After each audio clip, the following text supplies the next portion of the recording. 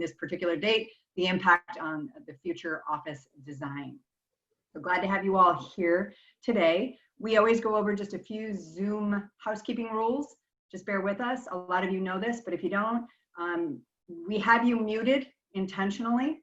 We suggest you put the speaker view on so that you're seeing those who are talking, unless you want to stare at all the squares moving around on the page. In order to increase the size of the speakers, you can move that little bar, that little section off to the center of your screen, separate it, make one section larger. The chat feature, you're all familiar with it. If you want to ask a question, type that in there, and towards the end, we'll probably unmute you and give you the option to ask a question, and then Patrick will address anyone that has any questions that were typed in originally. Beyond that, we are recording this session, so nothing new there for everybody. Sponsors, we love them. We thank them for everything they're doing for us in our chapter, and there's a nice look at everybody who's supporting us here locally. And lastly, we're going to pull up a slide that just shows what's coming up next. So you can go to our chapter website noted below if you want more details. The last track in this series on COVID is next Thursday, and that's more of an international perspective. So we're really looking forward to that. Before I turn it over, just one quick thank you to the programs committee for the incredible amount of work they've put forth, providing everyone here with pretty much weekly programs. I'm pretty proud of this chapter and everything that we're giving back. So hopefully you're all seeing that, enjoying what you're seeing, and we're going to enjoy what we hear today. So I'm going to turn it over to Rick Jutras, a principal with Whitney Architects, and he is your moderator for today. Thank you. I want to thank CoreNet and all the sponsors for giving us the platform to participate in this call. I'll be guiding this group through this discussion today, and not to waste too much time, I'll turn it over to Constance and let her intro herself.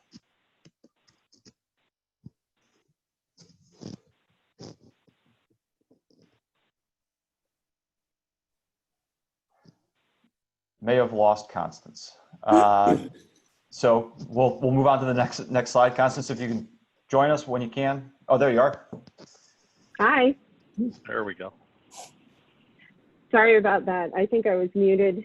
Common foible. I'm Constance Bowen. I lead Workplace at Northern Trust for our global portfolio. We recently completed a campus restack mid-COVID, so I'll be speaking from that experience today. Thank you.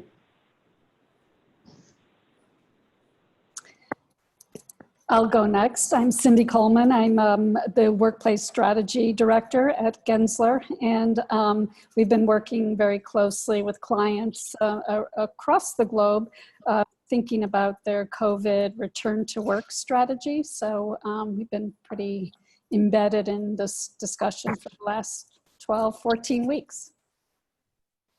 Great. And hello, everyone. My name is Kirk Karnes. I'm president with ESD. We are a MEP and technology intelligent building consultancy here located in Chicago headquarters.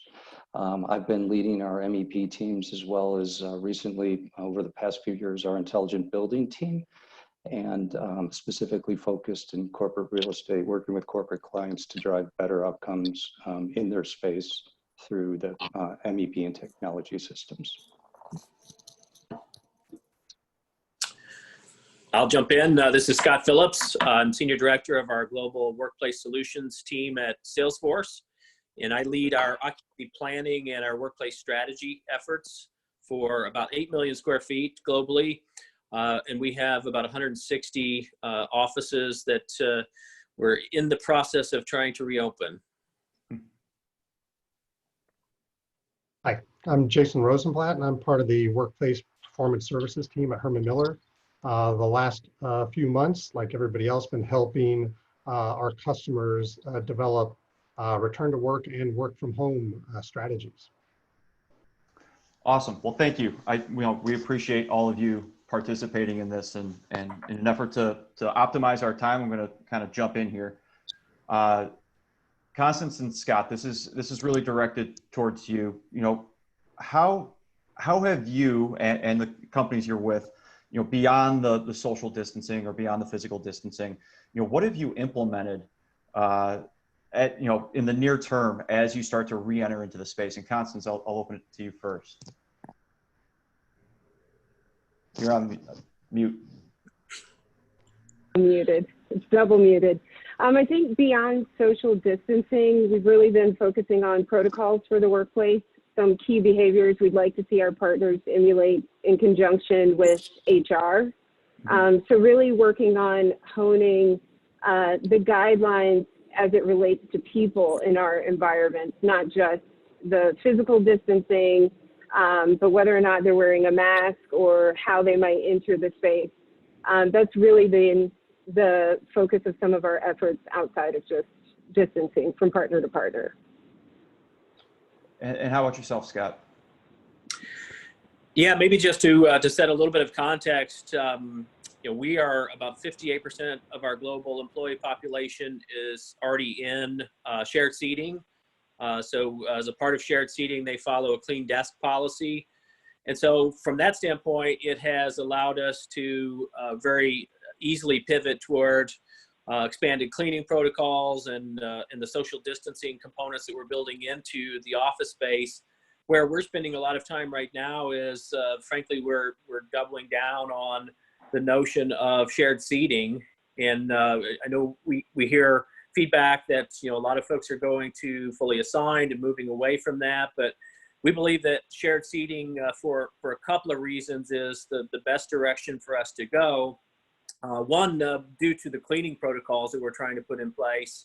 And I think that we had a quote from an epidemiologist that talked about the fact that the typical desk with all of the knickknacks and stuff on it is 400 times, carries 400 times more bacteria than the typical toilet seat that usually gets cleaned on a regular basis. So, not the greatest visual, but it certainly brings home the point. So from a cleaning protocol, and then also from a flexibility in our ability to reopen portions of facilities as we start to bring back a percentage of our employees in locations, it gives us that flexibility to activate a certain floor of a building or floors for multiple floor buildings.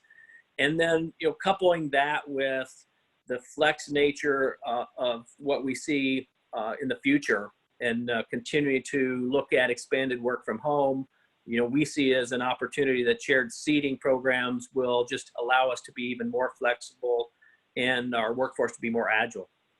So I'm just curious for both of you, have you made any physical changes to your spaces as you re-enter? There have been some physical modifications. I would echo Scott in that we do see the greatest flexibility in offices where partners are completely unassigned. Our ability to respond is far heightened than in assigned environments, not just in terms of cleaning, but in terms of being able to physically distance or alternate desks, or as he mentioned, alternate floors, or gradually have partners re-enter. So I do think that's a key point. It's in those locations where there's less of a suggestion of physical modification than in our assigned environments where you have items that might be native to teams. We are pursuing reducing the seats in meeting rooms, putting up plexi in some places like reception desks and so forth. But I really do think that the core advantage is in what Scott mentioned, which was an unassigned environment in terms of flexibility. Yeah, I think that's incredibly interesting because it is a little bit of a shift of that early direction that we heard. Yeah. And now as we're starting to live with this, we're starting to implement some different strategies. Is this on a national basis, global basis? What are you seeing just beyond our Chicago market?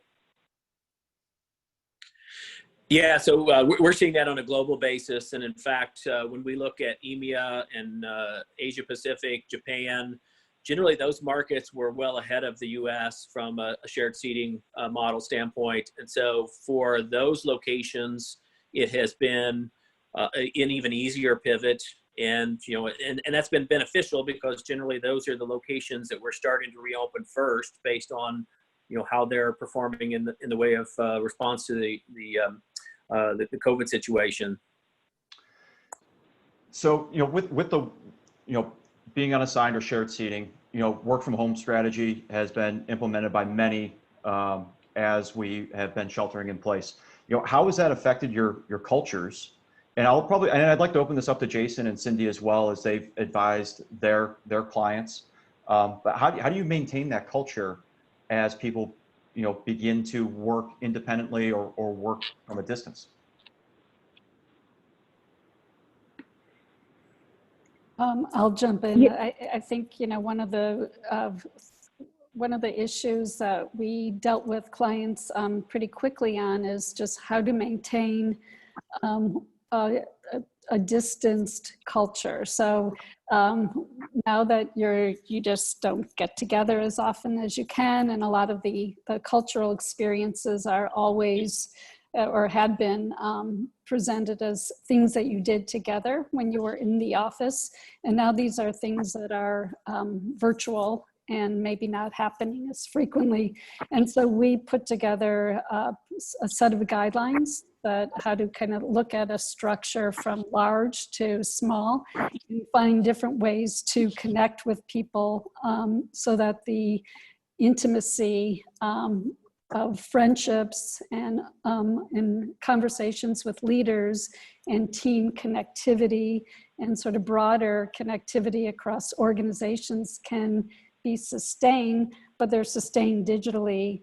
And some of the issues that we're looking at are just some small things that make big difference, like frequent daily or weekly check-ins with team members, bringing small teams together, whether they need a meeting or not, but they're scheduled times for calls that they can just touch base and talk about things that may be completely out of the range of work. Just so people feel that they have some sort of connected tissue back to the organization, and just being more purposeful and mindful about the activities that you do. And Jason, culture is a big part of Herman Miller. You've been working remotely for several years now. Any insights as it comes to culture and remote? Yeah, absolutely. So the other thing I think to keep in mind is it's not completely binary, right? So there's not a group of people that are always going to be in office and a group of people that are just always going to be working remote. That there is some mixing going on, and people have a choice and can go into the office for some periods of time. Other people who are in the office most of the time can choose to work from home, so that people are still connected to each other, even face to face, because of that. I know with my team and the fact that we've always worked remote, we have virtual cocktail hours and we invite other team members in. We're always doing things in the spaces behind us in our rooms that we're talking about. And, I had a call with a customer, and just prior to the call, as everybody's webcams were coming on live, he made a comment. He said, without really knowing who you were, I could tell because you have that plywood screen behind you, you're the Herman Miller guy. And he's like, how can we do that with my company? What is the bit of culture or brand that can come through so that when people are calling in remotely and it's distributed teams that are working together, that there can be some common bit of culture or community? And I thought that was a great question and great insight. And so I think there's still, because this is a bit of an experiment, kind of a long way to go before we really figure out how to make it a seamless and truly kind of location agnostic, work protocols. Constance or Scott, do you have a build on that? Yeah, I would just jump in and say I echo the sentiments. Our company culture is one that is deeply ingrained, and when we think about trust and equality as two of the key values, we're spending a lot more time. Our leadership is spending a lot more time connecting with all of our employees than have ever been done before. But I think it goes to the notion that the reason that the workplace is not going away because of the cultural component and the criticalness of maintaining that culture that is so richly expressed a lot of times in the workplace and is fostered in the workplace. And so, as we start to think about what does that mean as far as design changes, that's one of our major considerations is how do we bring people back to the office, and how do we think about any changes to those designs going forward that's going to allow us to continue to foster that social interaction that's so critical to continuing to develop and enhance the culture. Yeah, so I think that's incredibly important. And Constance, I was going to ask, as you're bringing people in, how have you given them a sense of security, and how have you fostered that? Right. That Yeah, I think part of our culture, what's core to it is differentiated client service, and I would say just service excellence from a Northern Trust perspective.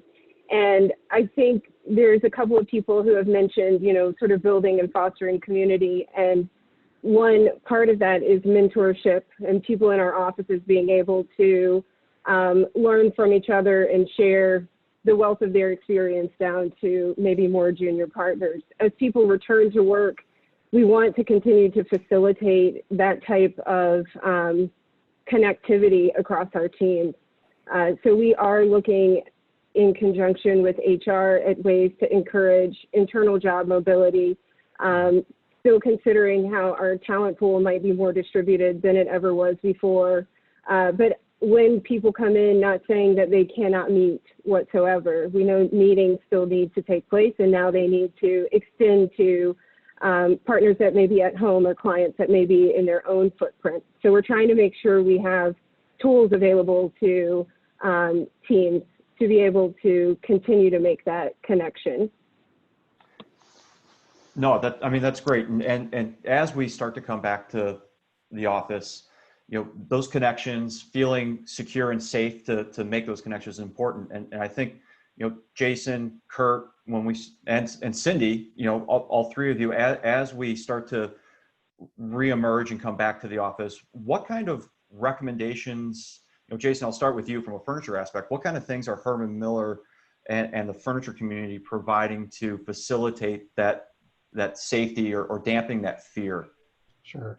And one thing I'll emphasize is that we really are trying to take an evidence-based approach to this. So looking at the data and with the research that's out there, which is changing constantly. So I'd say even the suggestions that we make have been changing over the last couple of months. But I think what we're seeing is that the real issue in the workplace in terms of any kind of transmission spread is proximity over time. And so it's thinking about settings, reducing density, at least here in the short term. In the future, thinking about furniture application and settings that are very adaptable and flexible, and that, maintaining physical distancing, wearing a mask, good hygiene like washing hands is really the best thing. It's not going to be looking for some magic bullet in a new furniture product, I don't think. I think it's behaviors and then just some really smart settings in terms of what we're looking at in the office. And again, just getting that density down. So something like panels, should we be considering panels? And I knew this was going that way. And that's a bit of a loaded question. And so I would say that we have a pretty firm point of view on that, and that there are going to be other points of view. But we would say that there's no evidence to suggest that panels or screens or anything like that in any way reduce transmission risks. In fact, it's probably the opposite, that we've got customers that have put screens in, especially high density spaces like call centers, where they wanted to get a lot of people back to work. And when those screens went up, people just started taking their masks off. It did create a sense of psychological safety, but to the detriment of proven behaviors that we know really do help. So we're not recommending screens and barriers. Again, I think those things are not going to keep your neighbor safe, whereas wearing a mask really will.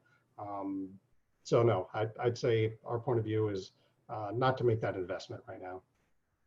And then Kurt, as we kind of expand this sort of safety bubble out and start looking at the mechanical systems, looking at the systems in place for buildings, I think there's some recommendations to be made for some existing base. And then as we move forward, what are some of the avenues that we should be considering?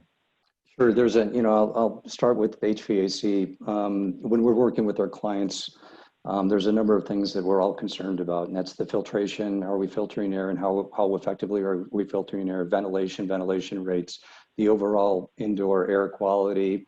And then, as Jason mentioned, the ability to provide empirical evidence, so that we do that through measurement and verification.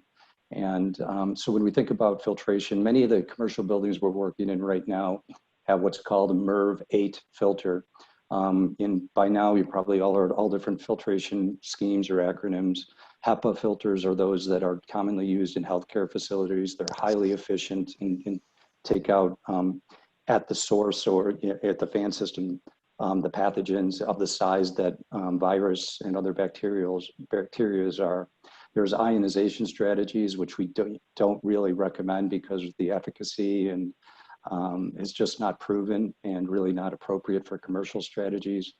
But the MERV filter is what's standard in commercial buildings. Most, 10 years or before were MERV 8, which is compared to what we're now recommending. And if most buildings are already on their way or already have converted to MERV 13 filters, which are highly effective in trapping pathogens that are attracted or attached to other particulate, which we believe, and through the evidence that we have from CDC and other organizations like that, that's how these pathogens and virus actually travel. They could connect to something else that then allows them to stay airborne.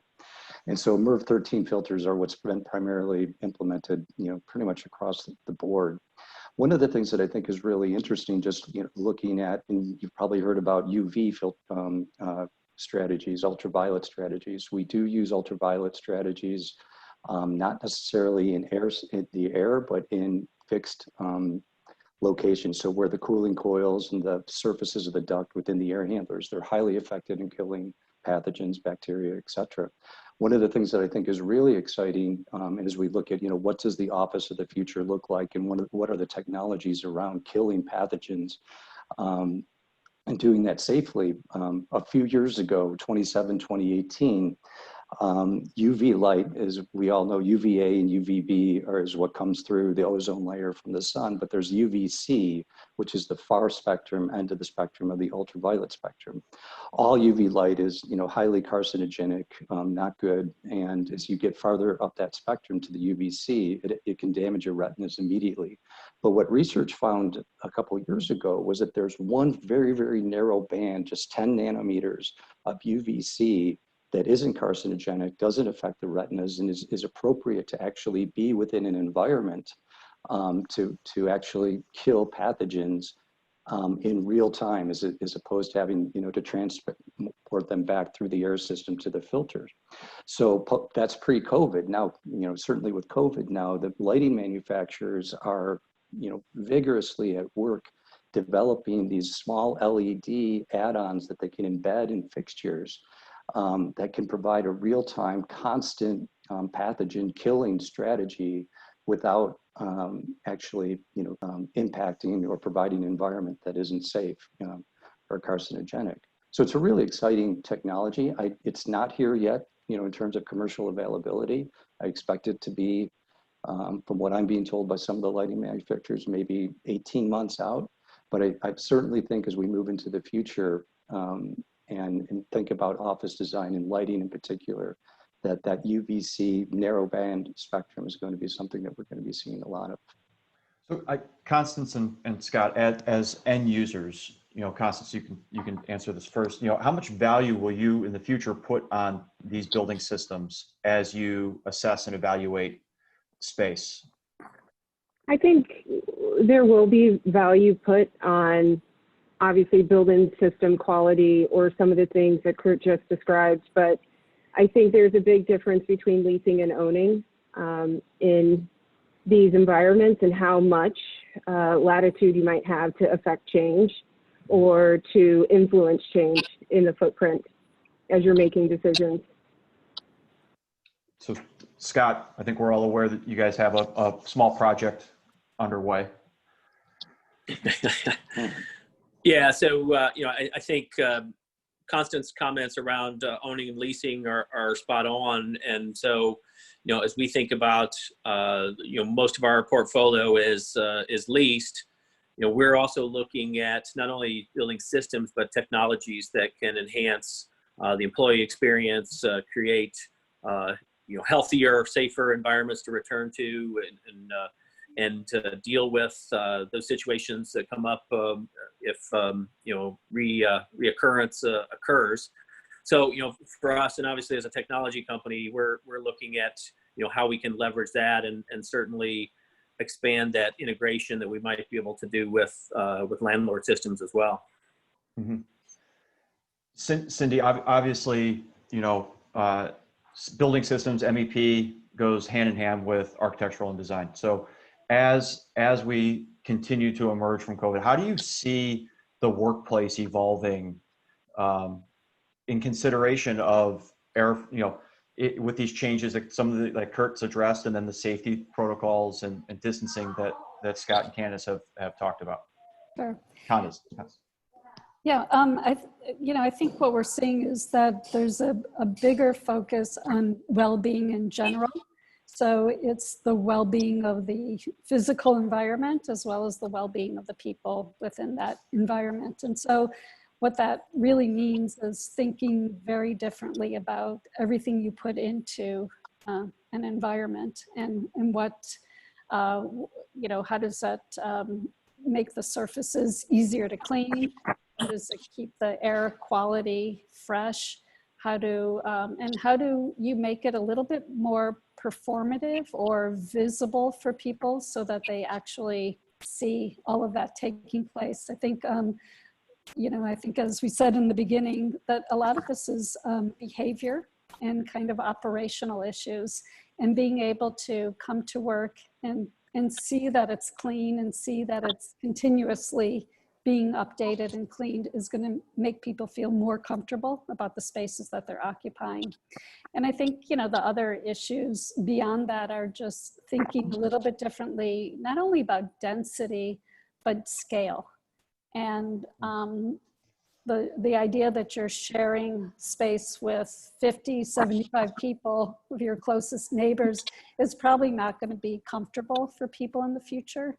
And so we think that we might start to see smaller scaled neighborhoods or spaces where you have a little bit more control over who you're sitting near. And then the spaces around it are supporting a smaller group of people. So again, just having a little more control over your environment and being able to kind of feel your sense of place and give people this opportunity to know that the spaces are well maintained and being well operated from a cleanliness, air quality point of view. Yeah, I think that's an incredible point. A lot of these systems occur behind the scenes and you don't necessarily visualize or see them. Kurt, we've had conversations about smart systems and what can happen from there. What kind of impact do we see moving forward post-COVID? So I think, Scott started to mention it. What we see happening is, or we expect to see happening, and it is happening, is an acceleration in the adoption of digital strategies and transformations around property technologies, or PropTech as we call it. Many buildings and companies already have like a tenant or an employee engagement app that's basically a concierge. You can order food and things like that. But what we're seeing and what we think the future is, and there's a couple companies out there that integrate the different building pillars of technologies together, that we really think that the time for PropTech is now. And so when we think about PropTech, there's the ability to integrate 4 types of technologies that we see in buildings. Enterprise technologies, which is like your user directory, Microsoft, Google, et cetera. Workplace technologies like space reservation, occupancy, digital signage, and things like that. Building systems, as I started mentioning before, the HVAC, lighting control, plumbing systems, all are controlled very often by a building automation system. And then there's process technologies such as facility management, maintenance management, things like that. And what we're able to do, and all of these different systems are incredibly smart, incredibly intelligent, and work really well, but work in their silos. But if we can integrate these systems together and use location-based services, I think we can better understand space occupancy, how it's being utilized, the availability, status of density patterns within the space, and use that information to have the building automation system respond and also report more effectively on what the quality of the environment is, and from a zone standpoint, from a central system standpoint. It can in real time inform digital signage to provide better insight and clarity on where you might want to be or not want to be. It can help create touchless or low friction meeting startups, low and no touch visitor management and navigation into and through the building. And all of this can be done through a single portal, an app, so to speak, that just really lowers the amount of friction and creates better experiences through engagement and empowerment, and also insight. We have a couple of clients that we're working with right now that are allowing their employees to actually, through the process that I just mentioned, that integration of technologies in a PropTech platform, to actually look at the environment that they're in and see what the quality of that environment is. And it's kind of a, red, yellow, green at this point, but I think it's pretty cool. And I think that empowerment and that ability to understand your environment and also take advantage of all the different services that exist in silos in all of our workplaces, I think is really what the future looks like. I think that's really interesting, because you take what Cindy's identified is that you have these services and these systems that are operating behind the scenes, and you can't necessarily see how they're functioning. And part of coming back to the office is feeling secure and safe, and then digitizing that and actually illustrating that through information technology, whether that's digital signage. I think that's extremely powerful. And Constance, we've talked about messaging in general, and I know that you've done some implementation on messaging for your folks as they come back. How's that played a part in your return to office? It really has. I mean, what Kurt is describing is basically our holy grail. How we would love to have access to all of that information coming together. And I think we've never had a time like this where space information has been so scrutinized and so focused on from not just a real estate perspective, but other people are now more and more interested in how we message and the data around space. So in that, we do have to facilitate sort of consistent messaging globally around what we expect from those behaviors, or where partners might have opportunities for control, like Cindy or Kurt mentioned, in their different descriptions of how the workplace can facilitate either the behind the scenes improvement or the people to people, the social sort of aspect, whether it's digital signage or actual physical messaging around the workplace, or even maybe more passive messages in the environment. So you may remove items just so that the opportunity isn't there. We're exploring all of those avenues in our workplace. So Jason, we're talking about buildings getting smarter. We're talking about planning ourselves smarter. How is furniture going to progress out of this? What's sort of on the edges as we begin to transition out? Sure. I think one of the things that I would address is kind of materials in furniture. And I think there's a lot of questions about antimicrobials, and that's been used in the healthcare side for quite a while. But I would caution putting too much into that right now. I think the jury's still out. Certainly the workplace is an untested environment for antimicrobial materials. And there's a lot of work to be done. And most of that is around the prevention of things like mold and some bacteria. It's not really designed to stop the spread of disease and viruses. That may change in the future, but right now, I would say it's a bit cautionary when thinking about how materials might change. I do think that in terms of furniture, we need to be thinking not just in the workplace, but addressing people's home offices and working from home, especially as we see a widespread adoption of that. And it looks like it's going to be more in the future. And one of the things that we've been asking our customers to really think about is putting just as much care and investment into a home work environment as they would into the workplace. that people who are working remotely shouldn't feel like second-class citizens or not have access to the same level of ergonomic products and good technology and everything else that somebody in the office has. So I think as workplace balance starts to shift, that again, and it's probably a whole new area, but what really functioned well in a home office environment, and how that fits in with part of the facilities management process with an organization. There's still a lot of exploration to be done there. In general, I would say that furniture in the workplace, again, I would emphasize its ability to be adaptable, easy for end users to reconfigure. So probably less heavy, less fixed, fewer fixed settings. You know, adaptability and nimbleness is gonna lead to success. I think that's a good transition for Cindy. You know, as we transition, as we come out of this, what are the opportunities that we're going to see? What can we learn from this? And, you know, how do we reassess the workplace? Mhm. Well, I think that, you know, it's a sorry reason that we have this opportunity, but it is kind of a watershed moment around the workplace. And I think to Constance's point, people are going to be scrutinizing their environments in a different way. Employees are not just going to take what you give them and think that that's, you know, that's what I want. They're going to be much more informed and care about the quality of the space, and also question, why do I come to the office? And I think that that will be the big question that people will need to address in the future, is what is the purpose for the workplace? It probably will move away in some instances from being a desk factory of where you go and just sit at a desk all day, but it will have a different purpose, maybe much more around connectivity, learning, sharing, kind of building that corporate culture.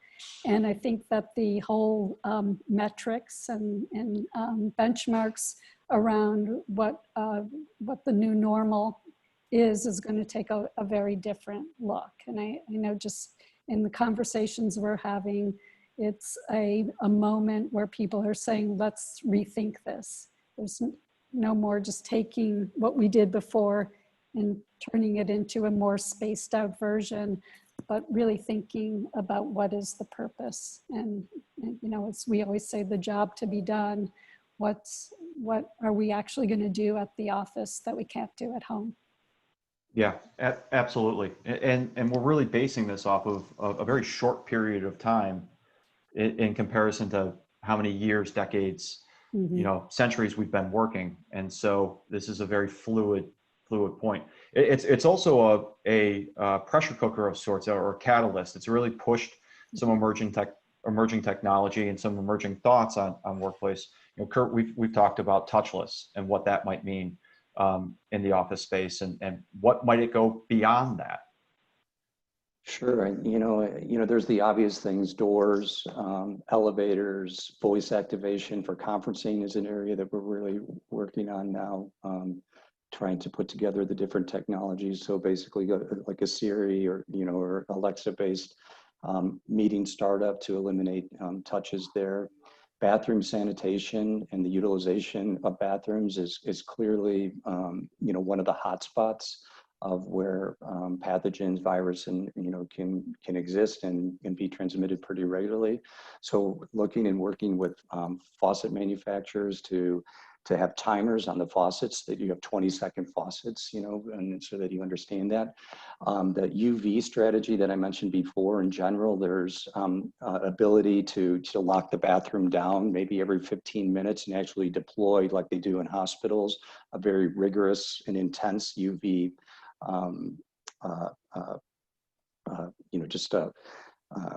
whatever discharge into the toilet room. So we're looking at that. There's a lot of safety issues around that, and making sure that people aren't in there. There's toilet seats right now that have a UV strategy that is being developed. So there's a number of different touchless and low friction things that we're looking at, in some cases already deploying. I think voice activation in general is something that we're going to see a lot more of, and many of our clients are already trying to deploy that, especially around the conferencing. No, that's great.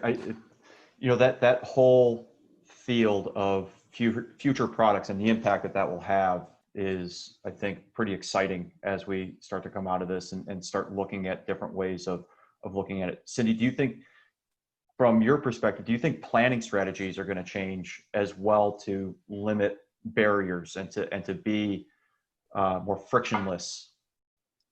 Yeah, definitely. I think, first of all, and I think it was Jason's point, that flexibility will be, critical. And people will want to be able to own and have some sort of voice in the types of spaces that they're working in.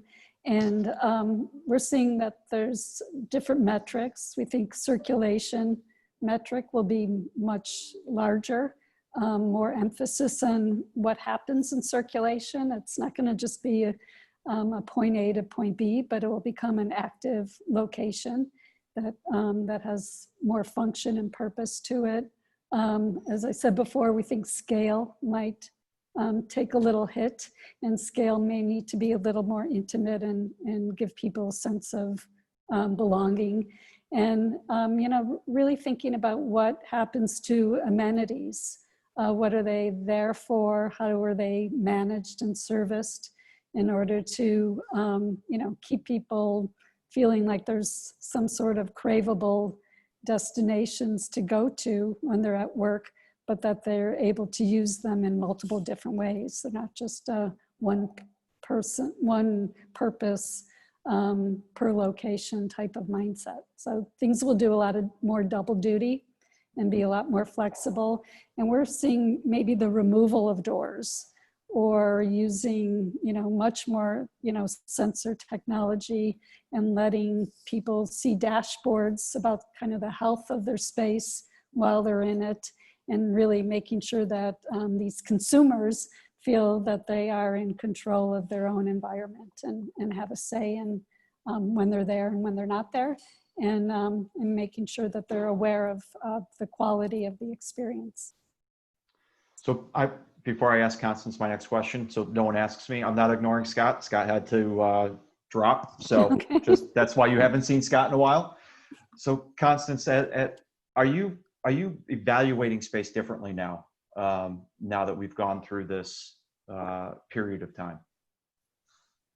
Yeah, I think to some degree we have to, because the nature of utilization, as we all have pointed out, is evolving and changing.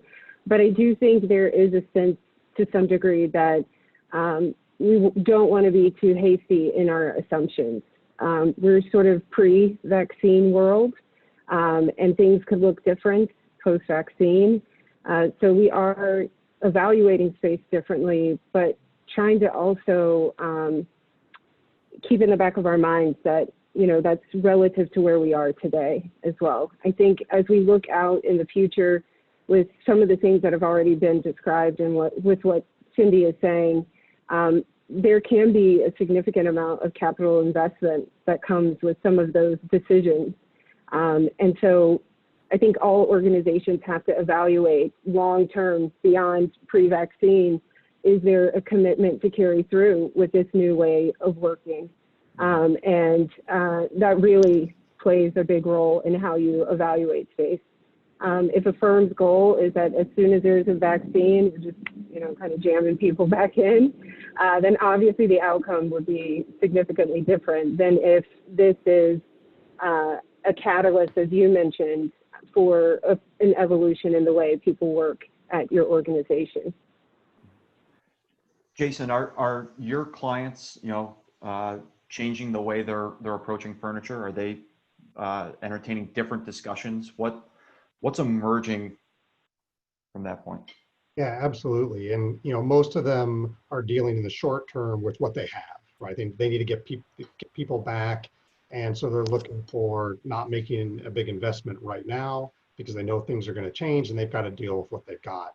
But then everybody is asking us about reevaluating their standards and looking at what changes they ought to consider long-term in the future, 2, 3, 4 years down the road, the next project.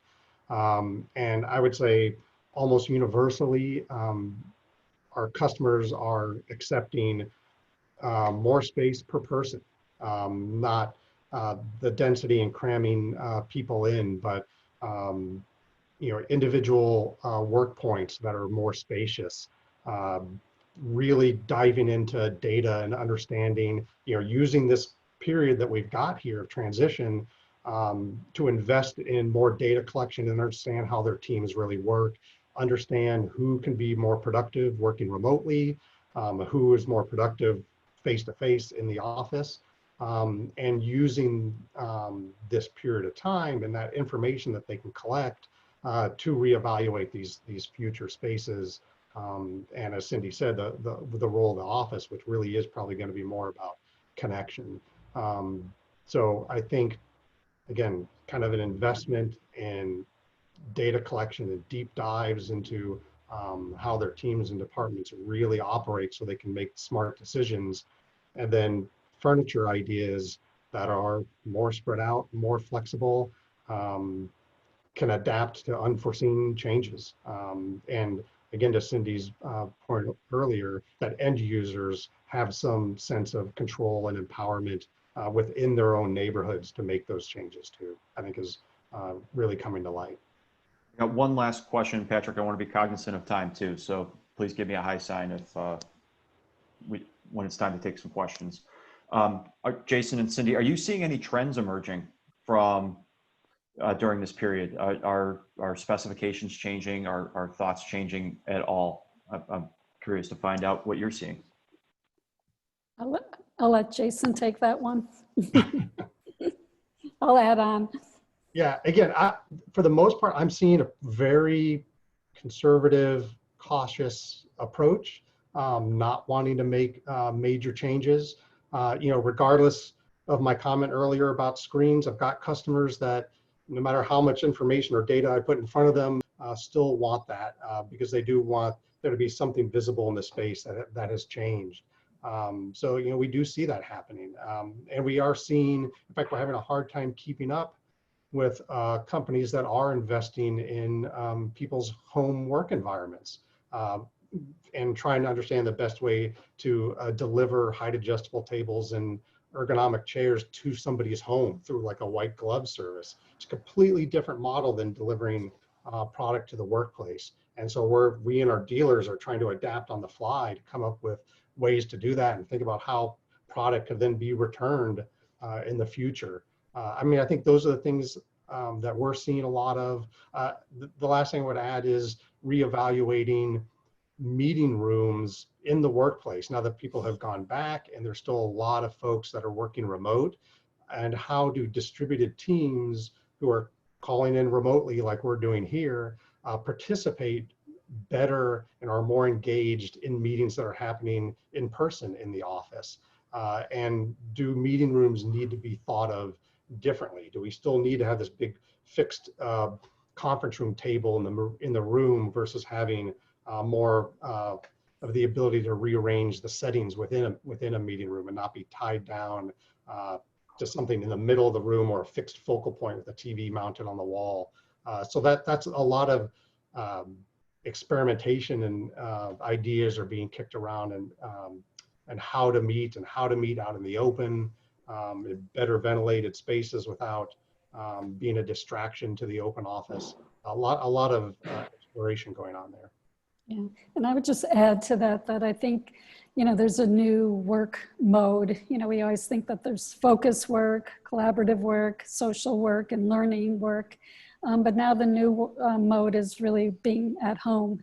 And so how you bring those two groups together and not create kind of a disparity about who's in the office versus who is working from home is going to be a new issue that organizations are having to address. And so a lot of that will be with the help of good technology, but it's also going to be new protocols and kind of new just ways of thinking about how you team together and try not to leave the people who are working from home out just because they're not present, but making those careful efforts to bring people together.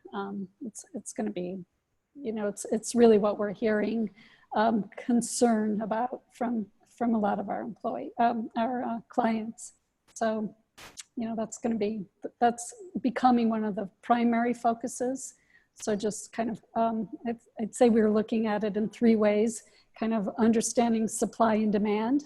We have this amount of space, and how can we bring in X amount of people? The next phase is what are the interim issues we can sort of solve for, like connectivity and things like that, while our leases are still in place. And then more long-term, what is that new purpose of the workplace? And what do we learn from this period of time of working from home that we can take back into this next version of workplace?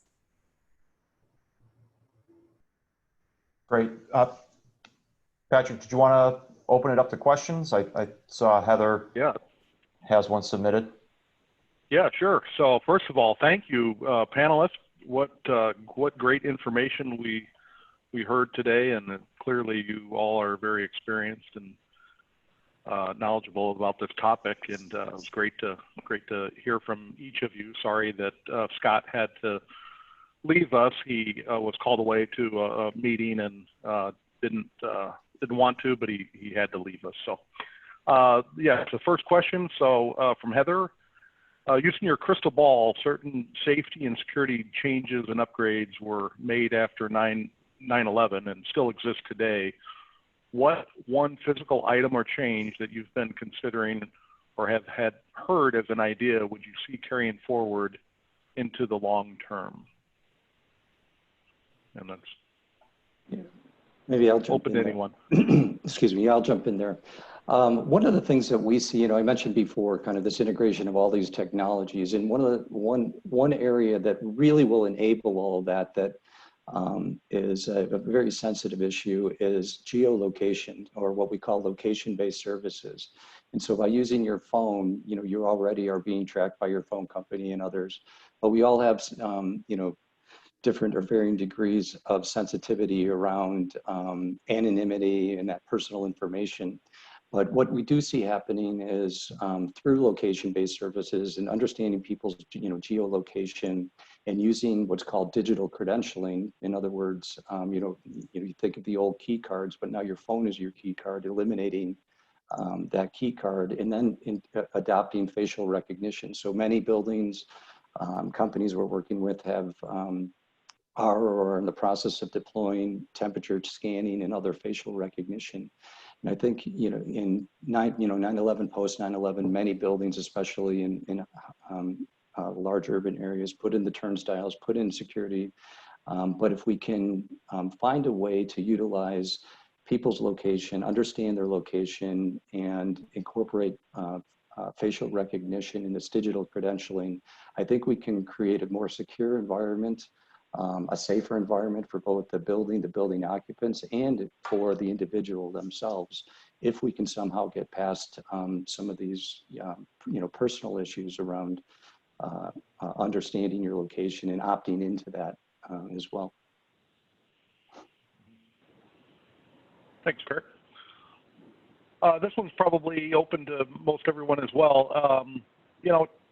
We've seen a big shift to open office style layouts, and I'm wondering, Constance, maybe kick it off with you from an end user perspective, somebody who has just moved a lot of people into a building in downtown Chicago, and I assume most of that's open seating. What would you have done something differently knowing what we know today? And then for Cindy and Rick, who help design spaces, maybe, what are your clients considering now, as they move into projects where they're thinking about design? And then Jason, for you too, what's the furniture industry doing kind of to change that, concept of open design? Is it going to stick around? Is it here to stay with modifications? What do you all see? Constance, let's start with you. Maybe not so much in the design, but I think as Scott and I mentioned earlier, just an unassigned environment is more flexible, it's easier to clean, and that's the route we went for this build, and I think that's paying off in our response. Obviously, there's always opportunities to do more of the things that Kurt has mentioned, more sensoring, more touchless, et cetera. But partners here have open access to the stairwells. They have opportunities to come together on different floors. It's not just isolated to one space. So I think we did all the things we could do not knowing what was coming. And I think one critical component of that is really just the fact that it's an unassigned facility. That really changes the nature of what we're able to achieve in the space. So talking about changes in planning space and constants, I agree with you. I think we agree with you as well that the unassigned desk does create a lot of opportunity, not only to sanitize and clean, but also to manage the work from anywhere strategy if we have distance workers or those that are flexing in and out of the space. I think the other thing that we're starting to work with is using the built architecture a little differently to create some more frictionless opportunities and to mitigate sound or to change the flow. So a break room may have had one entrance point previously, it may now have two. We may orient that differently away from an open office area or reorient it so you come around a built partition rather than just straight into the space. So we're beginning to look at how one circulates through the space. Cindy identified earlier that circulation is going to adapt and change, and I think it's going to become more useful, but it's going to become a little greater too. So we're going to see an increase in per person at the workstation, at the desk. We're going to see a little bit of an increase in the circulation. We may see some tightening or some smaller meeting spaces as we get a little more intimate, and we may not see macro offices be quite as large as we start to distribute some of those offices maybe to other locations and create more of a hub and spoke model. So all those avenues are beginning to emerge as conversation points. And I would say from a product point of view, probably more freestanding product, less fixed. Certainly customers that have had desks that were freestanding and can reorient them very easily have had a lot more comfortable time adjusting to this, as opposed to customers with workstations and panel systems that are very fixed and not reconfigurable. So I think and again, I think the freestanding product, you're going to give end users more ability to tailor their own kind of micro environments within their own neighborhoods. So I think that's where product is going to go. And I just would think that the work experience will be a little bit more curated, where it won't be as much choose your own adventure, but we're going to want to know where people are, how many people are using the space. So they're maybe more reservation type approach to coming into the office, just so that the organization has more control over the populations that are there. Yeah, you can really see some of what Kurt identified, emerging and being a part of that. Mm-hmm.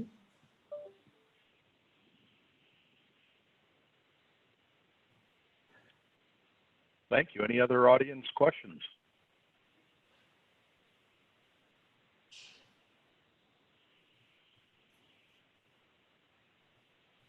All right. Well, we are at 1:59, and we'll take the opportunity again to thank our panelists. Appreciate your time today and all of those who signed up for this event. We do have one more in our COVID series. It's going to be an international focus next week at the same time, same place, and look on the website to sign up and register for that. So with that, thank you all and have a great rest of the week. You too. Thank you. Thank you. Thanks, everyone. Take care.